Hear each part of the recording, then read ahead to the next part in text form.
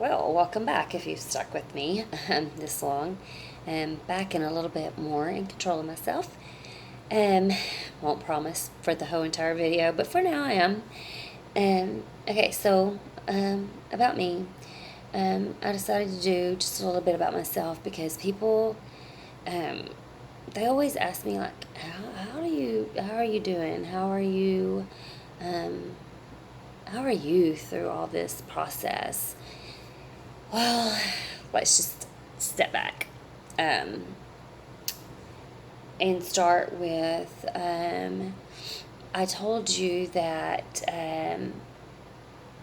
one of the first changes that Jim took was with his moods. When he started going through his mood swings, it was very, very difficult for me. Um, I'm pretty pig-headed myself.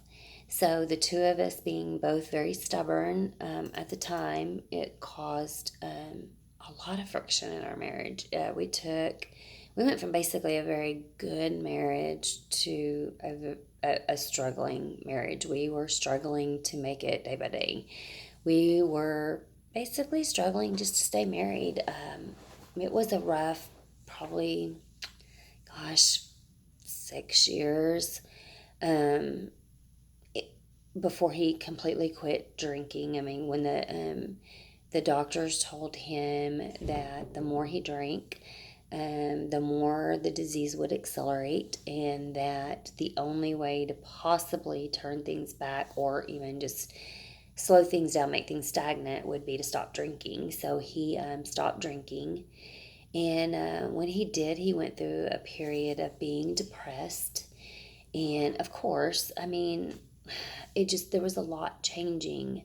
The doctors now are saying that they believe that the reason that he started drinking so much was because he he knew there were changes going on in his body, in his mind, but he couldn't put two together, and he didn't know where those changes were coming from. So they said that he would drink more because it would actually lessen the feeling of knowing that some changes were going on in his body that he was out of control in. That just fueled more of the anger and the frustration, and just, I mean, I didn't know all that at the time, obviously, or I would have been a little bit more patient. um, but I wasn't. So we had a pretty rocky and rough 6 years. And then when he quit drinking and the diagnosis came and things started changing really, really fast, I I started taking over the bills. The finances were really, really jacked up. They were jacked up. Um, I didn't know what I was doing. Partly my fault. I moved from my parents' house to my husband's house, and I just let him take over the finances. And I didn't know the simplest things. I didn't know how you even changed car insurance companies. I didn't know. I didn't know what it was like to refi a house. I didn't know like all the information that you need to gather to do certain things. Sorry, I'm getting a message here. Let me see if I can get rid of it for a minute while I'm finishing this. Dang. Sorry, everyone. There was so much about finances I didn't know. Um, so I learned. I dived in and I plotted all of our finances out on Excel. I figured out what I could pay off, figured out when I could pay different things off. When I got to the point where I had basically exhausted all of our savings, my bonus for the year, every single bit of extra money, um, everything that I got for Christmas. Um, I mean, everything. Like I said, my whole entire bonus, everything, every cent that I could grasp, I put on bills. When I got there, I mean, we were doing okay. We were making it. It was extremely tough. And I knew that Jim's checks were going to get cut basically by 4th. And it would be coming soon. And that's when I didn't know if it would be okay. So I started going through a series of, I kind of call them the poor me's. Um, they're basically things like, oh, poor me, my husband has dementia. Oh, poor me, my husband will never ever put me first. Um, Poor me, he will never think about my needs before his own. Um, if you are new to dementia, or you're just watching this just to see what it's about or whatever, um, and you just don't really have a lot of knowledge of dementia, not for their fault, but dementia is a very me oriented disease. Um, think about your child at the age of like 5 or 6. Um, Everything's pretty much about themselves. And dementia is a lot like that. I mean, they will have moments where they're going to think of other people. They're going to have moments where they're going to think of you, and they're going to think of their kids and their grandkids and stuff like that, as far as talking about just our situation in general. But I know a lot of people feel the same way. I'm in support groups and I hear it all the time. Um, so that's part of the poor me's. Poor me, I have to figure out how to do all of this by myself. I have to, I'm now in charge of working full time, doing all of our finances, doing all the household stuff, trying to keep up the outside stuff, trying to figure out how to do the pool. He has spurts of doing all these things, they just aren't consistent. And some weeks we'll fly. They're a really good week. And then some weeks, kind of like this week, not a whole lot's getting done. I go to work and I'm not really sure what he does all day. Um, and it's a little frustrating when you come home and you're exhausted, and there's still so much to do at home, and you got to get supper done, and you got to get the dishes washed, and I mean, it can get tiring, and you can get very, very exhausted. Um, I try at that time. I mean, I'm not gonna lie, get a little ticked off. I get a little pissy. Sorry, everybody. Um, but I always come back and I feel so bad, and I think to myself, I bet he would love to trade places with me. I bet he would love to be the person doing all of this other stuff and me being the person that's in his shoes, because he's losing his memories and I get to keep mine. And so once I put things in perspective like that for myself, I can typically reel it back in, because I come back to reality, or I like to call it reality. Um, so, where was I? Get back on my little soapbox here about poor me's. Um, just basically stuff like that. You have to realize that you're probably never going to get a surprise trip. Probably never going to get flowers. You're probably never going to get a surprise gift. They're probably not going to think to do something for you just because they know you're tired, or um, depressed, or sad, or you miss doing something, or I've pretty much given up doing manicures or pedicures. Not that I was ever really, I did them a lot. I like to have them in the summertime, but I've pretty much gave those up. I don't do massages anymore. I get really tight muscles in my shoulders and in my neck, and it causes me to have a lot of headaches. And I used to go get massages to help relieve those, and or go to chiropractor appointments that help tremendously. With all of Jim's doctor's appointments, it's been very difficult for me to take off and just keep up with extra appointments like that. I do the necessaries, but that's pretty much it for now because I've chosen to do the secondary set of doctor testing for him to see if anything at all has been missed. So that's just, I'll get back to the other stuff later, but for now, it needs to be about him. So basically, the poor me's. One night I was thinking, and one thing that's helped me is I get up in the mornings and I listen to our preacher's daily sermons. And when I go to church, he was doing a lot of sermons about serving others and, trying basically not being in this life for yourself and trying to find the joy in serving other people. And then his daily readings had a lot of that in there. And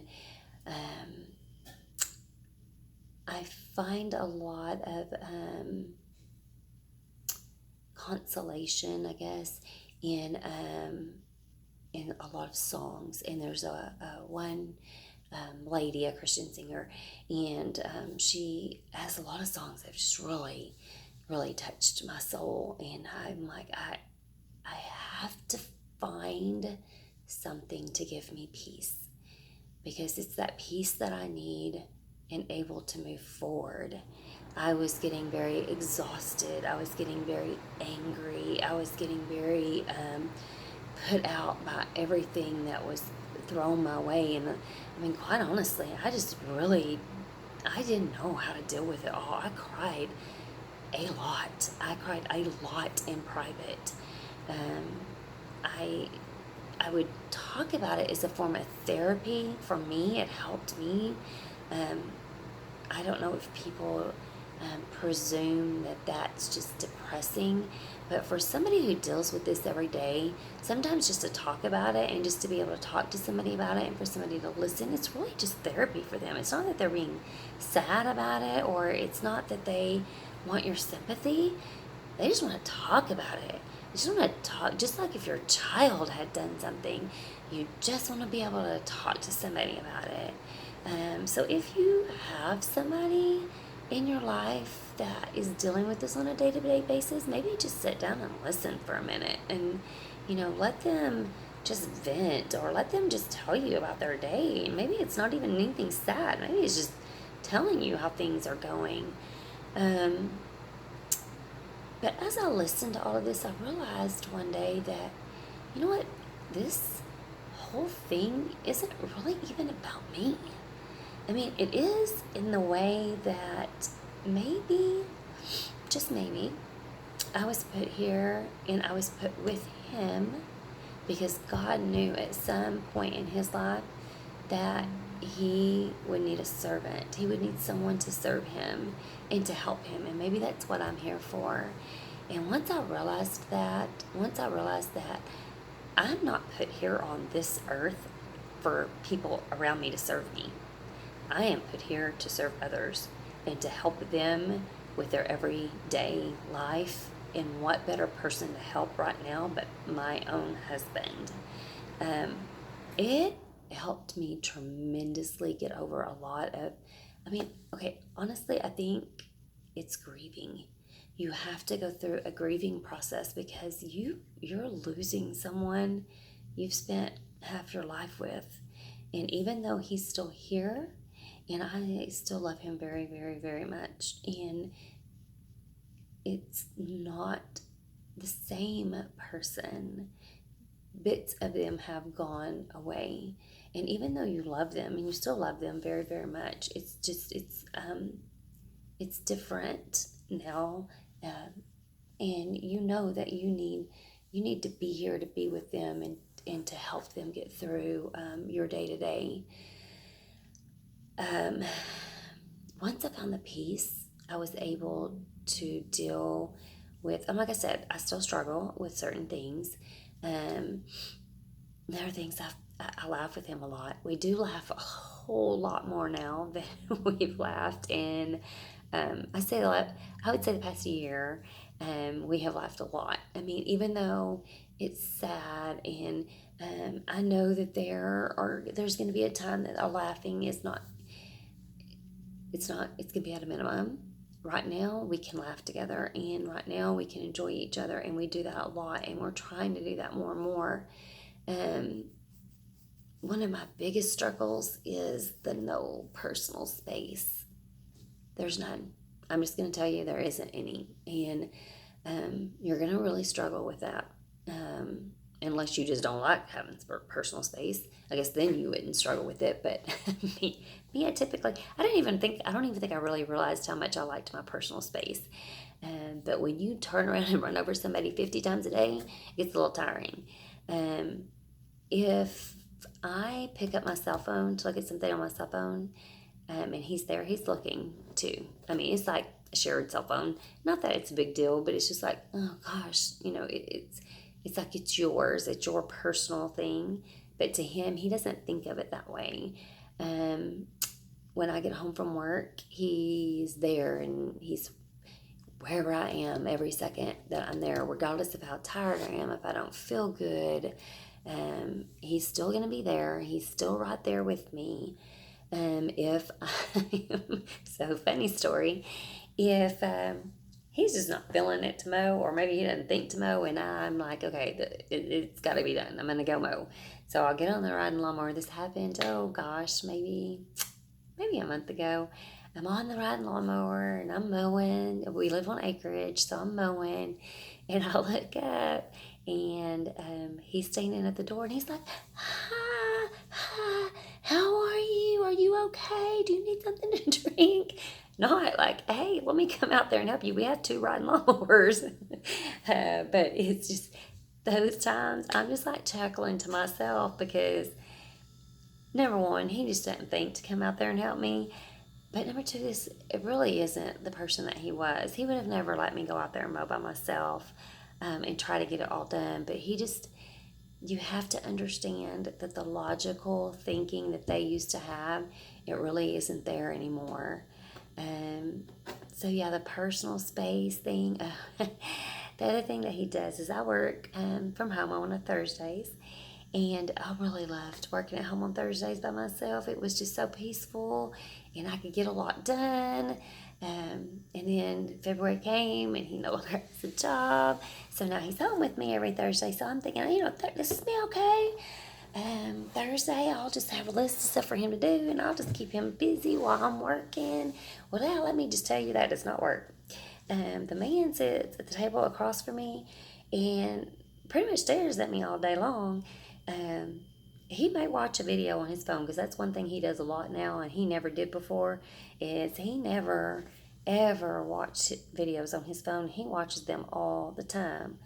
But he will sit there 8-10 hours a day and just watch me work, and that used to really, really bother me. The fact that he just sits and he stares at me. I don't like having a lot of attention. I don't like people staring at me. I don't like to be the center of attention. That's why this is kind of a little hard for me.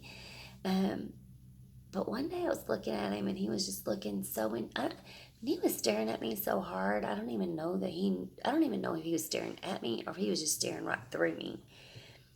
And I was really busy with work. I had a lot coming at me at one time, and I was just so frustrated. When I looked up, I was just like, quit staring at me. Please stop staring at me. Go do something. I mean, this is in my mind, obviously not at him. Um, and then I stopped and I thought, what if by chance he's staring at you this hard because he wants to make sure that the memory of you is etched so deep in his head that he's just trying not to forget who you are. What if he's staring because tomorrow morning when he wakes up, he might not know you? Or what if he's staring so hard because all those memories are starting to fade and he doesn't know exactly how to tell you? Or, you might have to think of things in a different way. You might have to think about the what ifs that you don't want to think about in order just to make it better for you, to make it through each day, and really to help them. The greatest gift that I have right now is the fact that he knows me and my kids and my grandkids, and that part of him hasn't started slipping. So if it means that he stares at me 24 hours a day, that he follows me around 24 hours a day, though there are days that I'm like, oh my God, please go find something else to do. Um, I try really hard to find a different way to look at things. Um, I um, I think I've found a peace at it, and I try each day um, to find something to be thankful for. And I try each day to look at what's going on and say, okay, this is the circumstance, but I'm not going to let it defeat me. I was put here for a reason. God Himself put me here for a reason, and it's not a mistake. I'm here, and I must be given strength by Him, and He has to be helping me through this. So I need to be strong for Him and for my husband. So today I am more at peace than I was a year ago. I'm much, much stronger than I was a year ago. If you would have asked me 3 or 4 years ago if I could do this, if I could handle all of this by myself, or not by myself. He is able to do some things. I don't want to make it sound like he's not. But for the majority, a lot of it falls on me now. I would have told you no. I work 8-10 hours a day. A very high-paced, sometimes very stressful job. I love it. I really do. I love the people that I work with. I have one of the best teams a person could possibly ask for. And because of their strength and all that they do for me and understand me, I'm able to do what I do. And I really honestly would not be here if it weren't for the team that works for me and the team that I work for. They're awesome people. I've known a lot of them 20 plus years. And I'm very, very grateful for them every single solitary day. So that's basically it. I mean, that's where we are. We're in a good place. I know it won't be that way all the time. It's not even that way every day. But we take it one day at a time. And we have grown a lot closer the past year. So hopefully we'll get more videos going in much quicker fashion. These first 4 have taken a while to put together. Taped them a few times, and sometimes they were a little too big, so I had to get rid of those and redo them.